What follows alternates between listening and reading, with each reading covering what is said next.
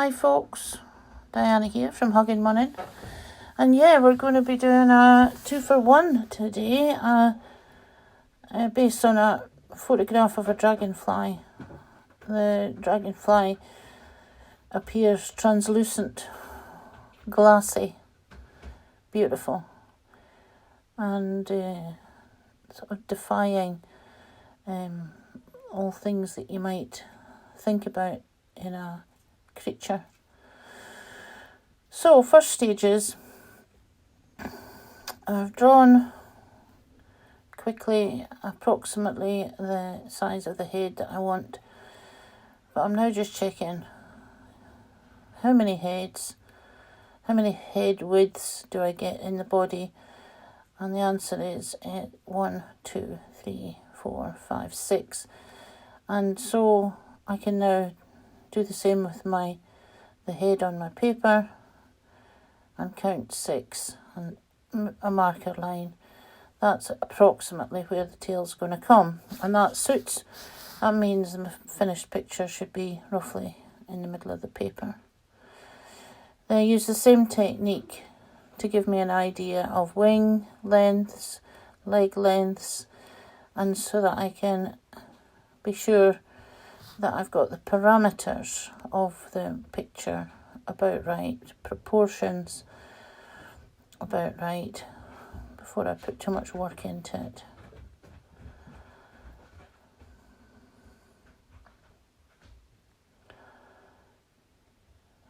That's the abdomen. And then the leg length. How many heads do I get into a leg?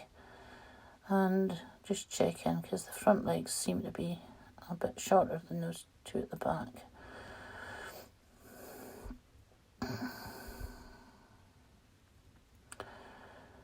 Just making tiny marks on the paper.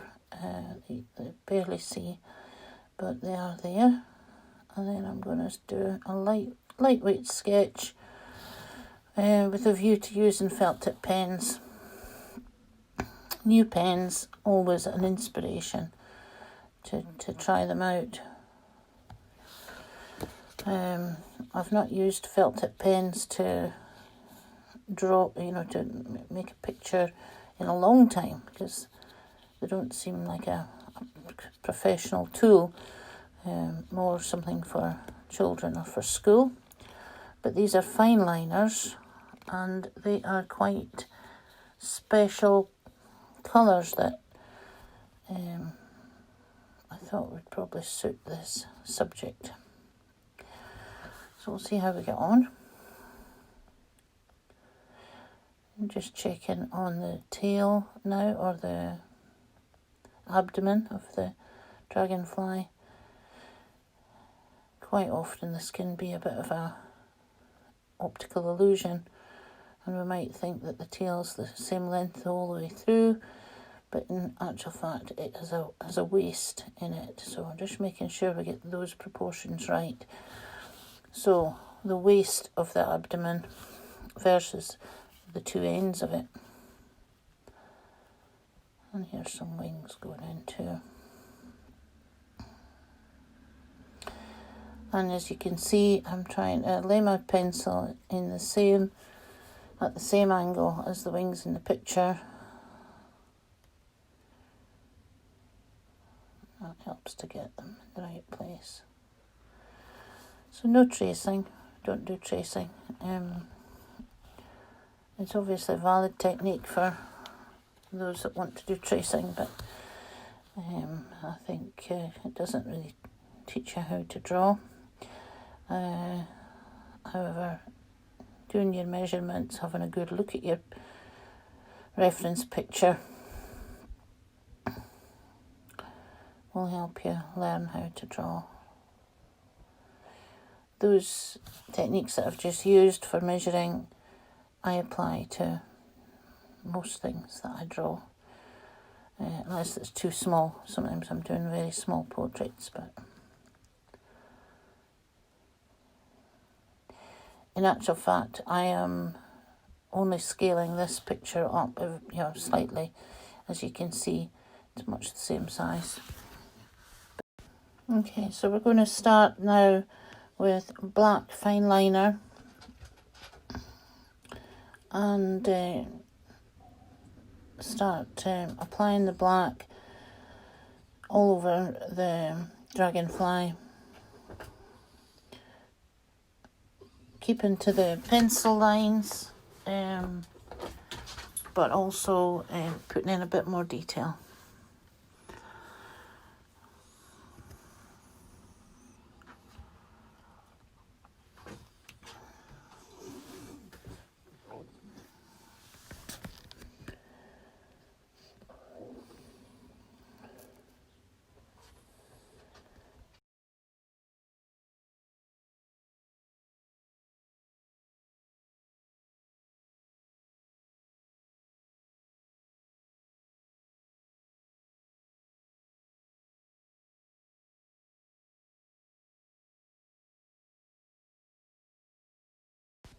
It's important at this early stage to make note, look for and make note of the areas that are very white, because we don't want to put any pen on those areas. And on this Dragonfly, it would appear that it's reflected light patches that we are talking about, rather than the colouring being white. So as colour goes, it seems to be blue and amber. So I'm using this black pen to identify the darkest of the areas.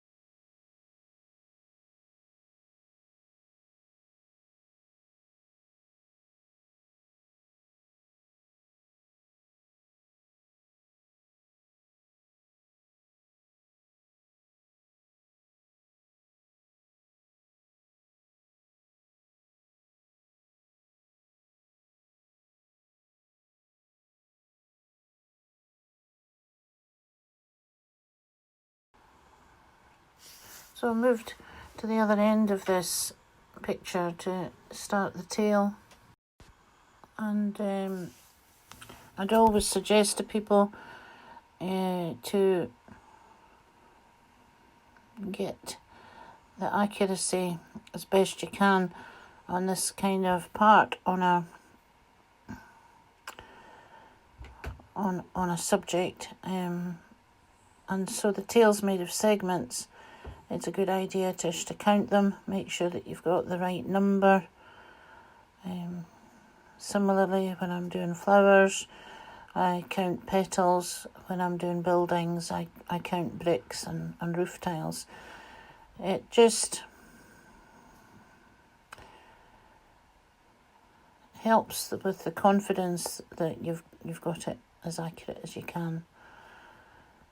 Things are easy to count, then just count them. So for what it's worth, there's 7 segments in this dragonfly's tail.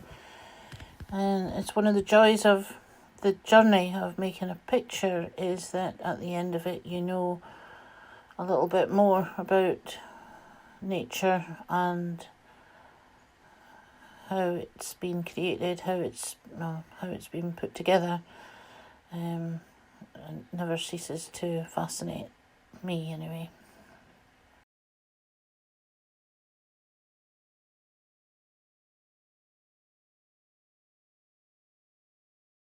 So we continue the black pen, now putting in a little bit of shading, not just doing outlines, but doing a little bit of shading and the wings. Now I'm not going to do every single vein that the dragonfly will have, but I'm certainly going to capture the suggestion of them, and where they're visible in the photograph I will endeavour to indicate them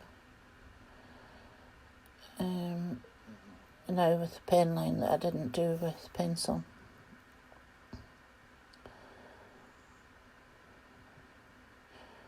Certainly the thicker veins.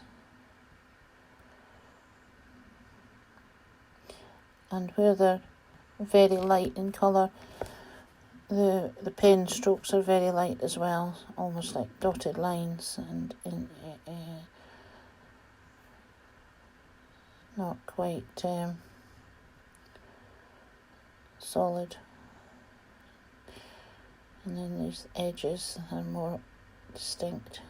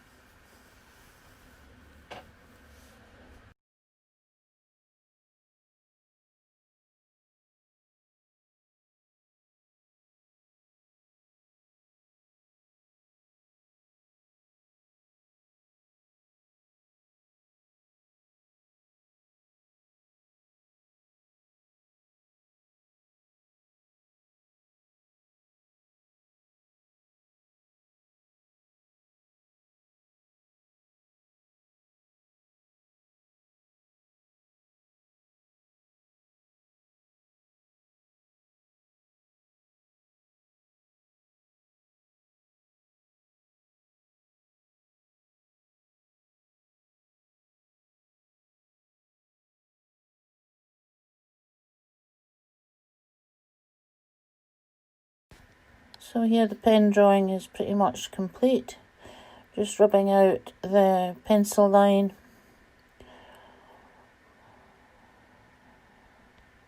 You don't want to be too hard on the picture at this stage, but it's good to get rid of the pencil.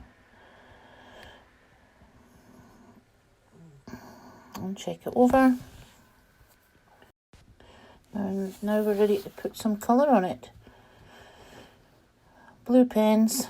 I've got 2 blue pens in the pack, and the other colours, as you would expect, red and orange, green, but there's only one of these other colours, whereas I've got two blues, so particularly good news for this particular picture.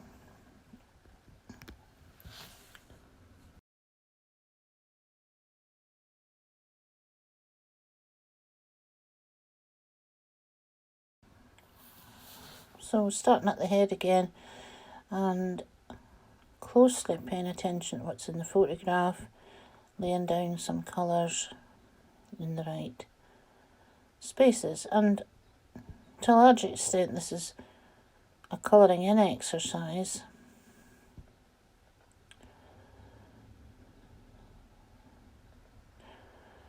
But I'm also sort of shading. So when it needs to be a solid blue patch, I'll fill it in solid blue, but if I want just a hint of blue, then I'll probably use some light dots and dashes.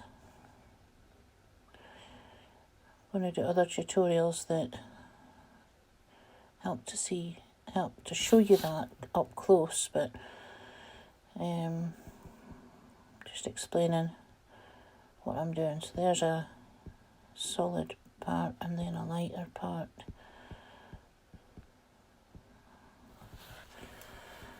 And I've got a pink pen and a purple, and so I'm overlaying those. And this is the orange top of the legs, and this amazing display of colours at the abdomen, and then just a touch of this orange on the tips of the wings.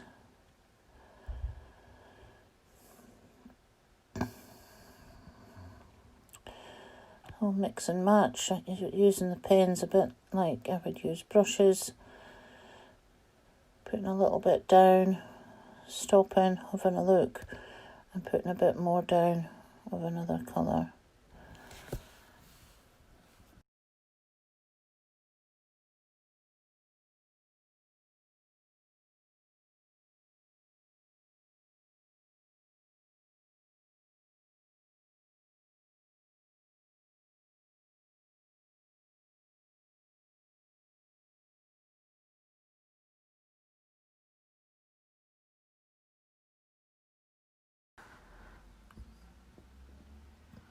So with my left hand, I'm pointing to the abdomen, the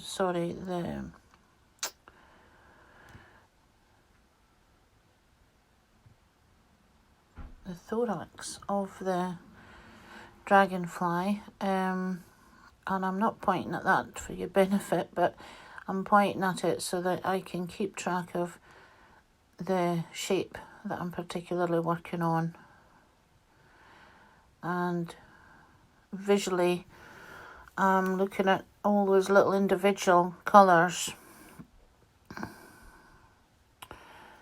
I'm trying to capture them with felt pens, remembering to leave the bits white that should be white.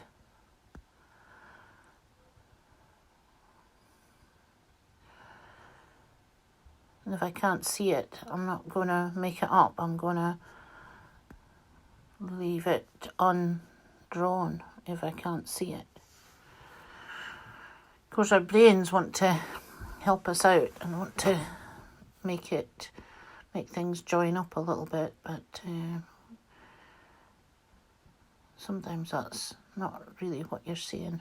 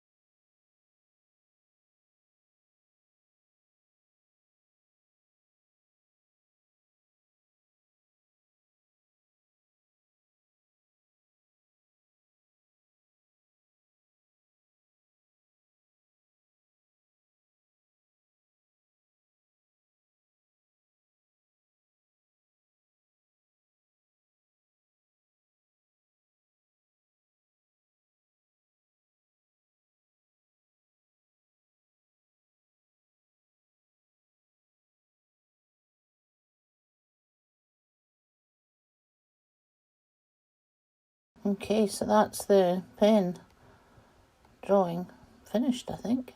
Quite pleased with it. Pens have done well, but I think it needs to be done in watercolour. So here we are. Seamlessly moved on to a new picture. Same pad of paper, but I've got my watercolours out just quickly, and I am going to do it completely freehand with watercolour. See how I get on.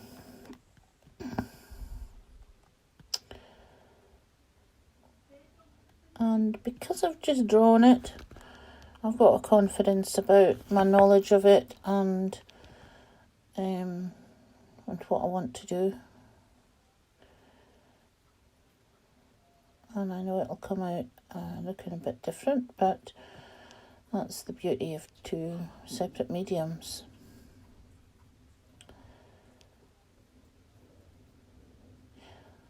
Again, I've started with the head. The head for me is the sort of unit that I would measure most things by. So we get the head about the right size, and the rest of it will come.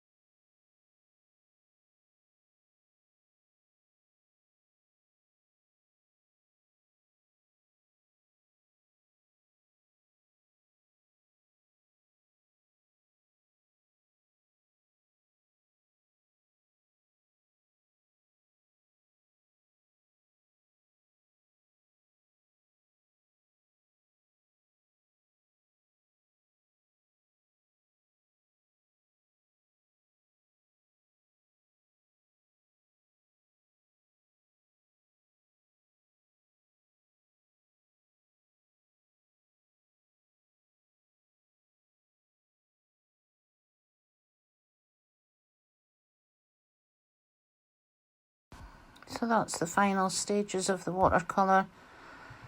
I hope you've enjoyed these two tutorials, and I hope you can join me again. Remember to subscribe if you feel like subscribing, and if you want to get in touch, or talk to me about a project, or give me some feedback, or ask for something to be done, then use the contact information at the end here. So bye for now. Bye.